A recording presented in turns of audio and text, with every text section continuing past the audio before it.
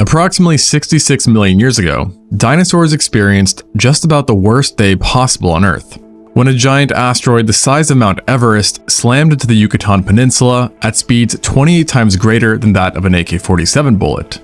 Within an instant, the energy equivalent to 10 billion Hiroshimas was unleashed upon the world, bringing about what many consider to have been the most violent and abrupt extinction event of all time. This was the KT extinction event. Today, paleontologists believe that about 75% or more of all species on Earth at the time vanished, with nearly no creature above 25 kilos or 55 pounds surviving. Among the many fallen, the most iconic were by far the non-avian dinosaurs, who up until that point had ruled the lands for roughly 165 million years. The out-of-nowhereness of the dinosaurs' extinction, coupled with how fast it happened, has led to many referring to the day of impact as the day the dinosaurs died, and there are even documentaries with such names. But did the dinosaurs really die all at once on the same day? After all, they could be found on every continent during the late Cretaceous and were fairly diverse, with researchers estimating that there were over 1,000 species roaming around when the asteroid touched down. Many of these dinosaurs were armored, others giant, and some were even below the weight threshold, so it seems a bit hard to believe that they just vanished in an instant. And for the most part, paleontologists do think that the demise of non-avian dinosaurs was not instantaneous, meaning that technically, we had dinosaurs during the Cenozoic. However, studies still support the idea that the majority of dinosaurs did in fact perish within the first 24 hours, due to the multiple widespread effects of the asteroid. Extreme heat, forest fires, blast waves, earthquakes, and tsunamis were all very real threats after all, especially for those in the Western Hemisphere, with many as far away as 1,500 miles or 2,400 kilometers dying within virtual minutes. Across the globe, some were shielded from these immediate effects, but what even they could not escape was the massive amounts of superhot material that had been thrown up into the atmosphere and space, with possibly as much as 25 trillion tons having been ejected. This material was for a while several times hotter than even the surface of the sun. So, when a good chunk of it came raining back down, it heated up the atmosphere to oven-like temperatures, cooking anything out in the open from the inside out, and starting fires in roughly 70% of all forests on Earth. This alone left only a few animals standing, but in certain areas that were more protected, like marshes, dense humid forests, and high latitudes, pockets of dinosaurs would have remained standing. It's however worth mentioning that these survivors were likely not the big boys, but rather small species and maybe juveniles. Things, however, were not over for them yet, because all the fires and ejecta both led to untold amounts of dust, soot, and other particles coating the skies and blocking out the sun, leading to sharp decreases in global temperature, where the average may have dropped as much as 36 degrees Fahrenheit or 20 degrees Celsius. On top of this, the blocking of the sun led to perpetual darkness, which brought its own unpleasant issues. It's thought that this apocalyptic winter was the final nail in the coffin for the non-avian dinosaurs. But it's also where things get a bit gray, because no one really knows how long it took for this period to kill the survivors, or if some even survived this fallout, yet were impacted enough to where they couldn't ever recover. A good chunk of researchers believe that at the very least, survivors hung on for a few weeks, months, or possibly years, with carnivores likely sticking around the longest, as at the start there would have been a plethora of carcasses to choose from, while herbivores on the other hand were pretty much doomed from the get-go, with most of their food having been burnt in the forest fires. Some of the luckier ones may have stumbled upon preserved pockets of vegetation, but that did not last long either. And then once the herbivores dropped, the carnivores soon followed, with one of the most recent studies putting an exact expiration date on dinosaurs of 15 years after D-Day. The study suggested that all the dust and other material in the air would have sustained a 15-year nightmare, where temperatures were low and photosynthesis was almost entirely blocked, with it being completely halted for at least 1 year. Within this time frame, it's thought that the non-avian dinosaurs, who were already few and far between, slowly dropped like flies, either freezing or starving to death. And there are multiple other studies that paint similar time spans, typically all falling within 100 years. However, others have pushed back on these shorter times, preferring the idea that the end was not quick, but rather strung out over millenniums, with small populations surviving well into the early Danian stage, and signifying that entire generations of dinosaurs continued to persist and arise.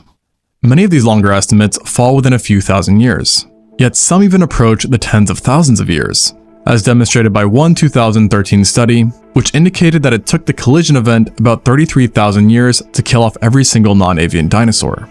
The idea here was that a select few unknown species likely endured the worst of the asteroid and even saw the world in some senses stabilize. During this time, mammals would have slightly increased in size, insects would have had a population boost, and large turtles plus crocodilians may have been the biggest animals around, making it one strange world for what dinosaurs were used to.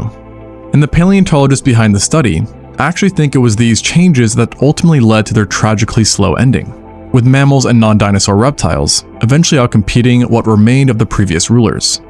And while the end result with them being gone did not change, it would still be impressive if they had survived for an additional 33,000 years, which based on other calculations may have amounted to over 1,000 generations of dinosaurs seen in the Cenozoic. Perhaps surprisingly, 33,000 years isn't even the longest estimate, with a few researchers having an even more optimistic hypothesis, suspecting that some dinosaurs survived for an extreme amount of time, possibly up to 1 million years.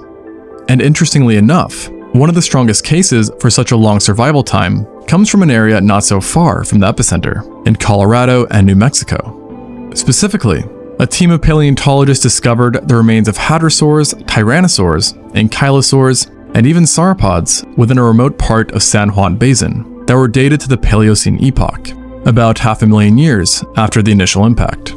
Of course, this brought up a bunch of questions about not only how did they survive so long, but why of all places did they only seem to survive in southern US, which is relatively close to the crater? Well, according to the lead paleontologist, there are three possible explanations. The first one is that the area they were in was heavily sheltered from the blast, perhaps being akin to a canyon that offered ample protection from the worst effects.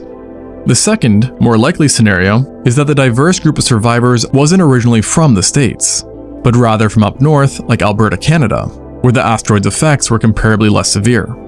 Then, following the drop in temperature and decrease in resources, they were eventually forced to venture south, where presumably they stumbled upon a small area that could still sustain life.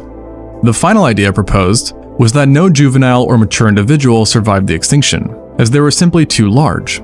But instead, their eggs that were protected by nests and were small escaped obliteration and then hatched once the most immediate effects had passed. And then, with a lot of luck, they were able to re-establish themselves for 500,000 years. If accurate, this means that these dinosaurs saw the Earth fully recover from the asteroid in most ways, and they might have actually ran into some new animals that emerged from that time, including freshwater eels, Dissacus, Polydilopomorphia, Mesonychia, and Pantodonta, to name a few.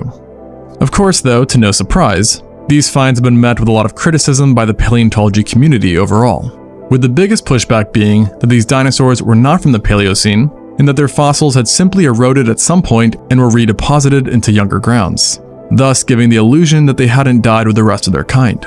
The researchers who made the original find have since come forward and defended their claims, saying that the bones could not have been moved around since many of them remained together, with the most prominent example coming from a single hadrosaur, who had 34 of its bones arranged in perfect order. Nevertheless, this controversial discovery is mainly considered invalid today. Though there are those who still hold on to the idea that dinosaurs stuck around for much longer than we usually give them credit, including the larger ones, like giant theropods. While very speculative, it has led to some interesting questions on how larger creatures would have gotten by in a post-Mesozoic world. Would they have been restricted to just hunting other survivors, unable to capture more agile mammals? Or did they themselves experience changes, perhaps rapidly decreasing in size due to limited resources, as seen in the case with dwarfism experienced by animals on smaller islands? Ultimately though, no one is certain on how long our favorite extinct animals lasted, but it's nice to think that they stuck around for a bit. For now though, the youngest dinosaur accepted by science remains a Triceratops specimen who is thought to have died right around the time of the impact, perhaps even succumbing, like most, to the blast itself. The conversation on dinosaur survival has also led many to wonder if other Mesozoic icons persisted as well, such as the pterosaurs or mosasaurs. Currently, no one has a good idea, but there is a more obscure group of animals from those times, the ammonoids, that are thought to have possibly lived about 1 million years after the Cretaceous. This claim, like the San Juan Basin one, is quite controversial, yet for the most part, it has garnered more support. And we can only hope that more finds in the future will give more clarity on the fates of the dinosaurs as well. Thanks for watching, and until next time on Extinct Zoo.